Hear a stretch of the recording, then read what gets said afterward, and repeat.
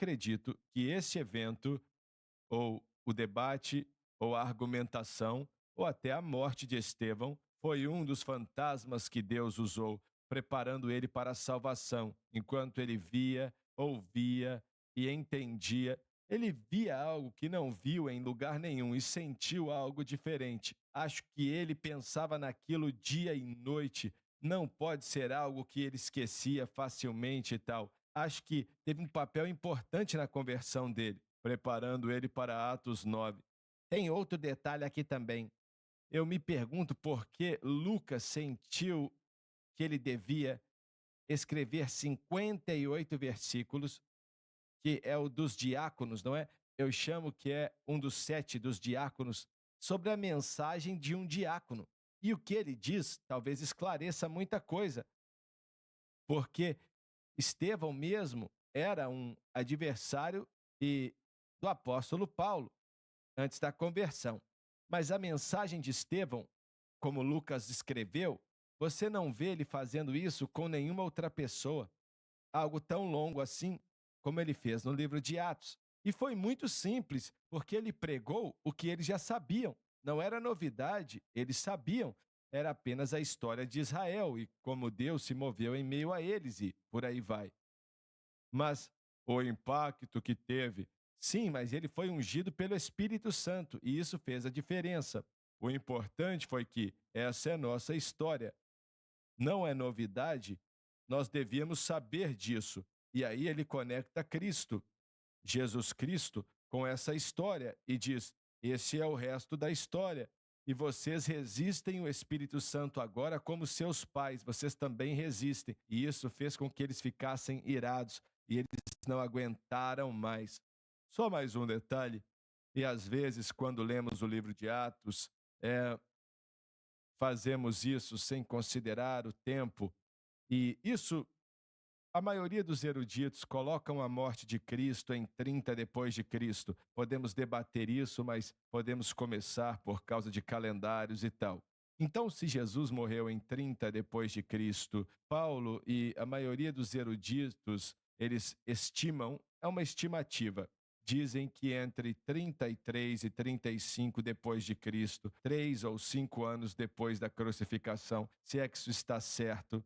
Estamos olhando para Atos capítulo 8 e vendo que a igreja já existia em Jerusalém, estava operando ali de 3 a 4 anos. E às vezes, lemos Atos 2 e 3 rapidamente, sem pensar no tempo. O tempo é importante, porque é muito tempo quando você pensa em estar no mesmo lugar e você menciona milhares de pessoas afetando Jerusalém. O negócio é o seguinte: estamos para ver o primeiro grupo para sair de Jerusalém. A expansão vai começar aqui, em Atos 8, e vai começar com Filipe, que não era um apóstolo, mas com Filipe, um homem que Deus escolheu para ser um diácono, e podemos ver que o diácono às vezes se apresenta para Cristo e começa a operar em outro ofício. E a gente vê isso. E é interessante também que é Filipe que vai viajar para Samaria e não um outro apóstolo, pois ainda estavam centrados em Jerusalém. E, mais uma vez, estamos, chutando aqui.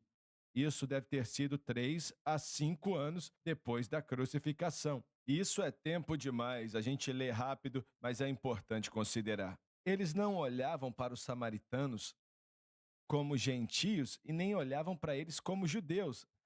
Por isso, acho que é um procedimento interessante como Deus se moveu, pois em Atos 2, vemos os judeus experimentando a salvação e sendo cheios do Espírito Santo, os benefícios da salvação, vamos dizer assim.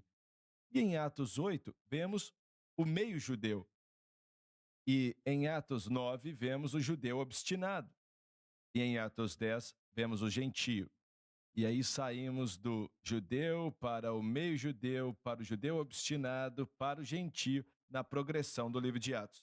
E em Atos 1:8 também, nós vemos Jerusalém, Judéia, Samaria e os confins da terra. Foi o que o Senhor disse que o enchimento do Espírito Santo faria em relação a pregar o evangelho, essas áreas diferentes. E vemos Samaria aqui. Certo. Leia o primeiro versículo do capítulo 8 mais uma vez, por favor. E Saulo, Paulo, estava ali consentindo na morte de Estevão. Queria dizer que ele tinha aprovado quando Estevão foi apedrejado. Mas como falamos há um instante atrás, não acho que Paulo conseguiu superar isso. Não acho que foi algo que ele tirou da cabeça dele e por aí vai. Porque para mim é impossível ver um homem morrer como aquele homem morreu, como ele morreu, dizendo: Vejo Jesus de pé à direita do Pai. Você acha que isso é parte de Filipenses 3,13, esquecendo as coisas que ficam para trás porque estão debaixo do sangue? Eu acredito que sim, tinha que ser. Nas cartas de Paulo, ele menciona isso?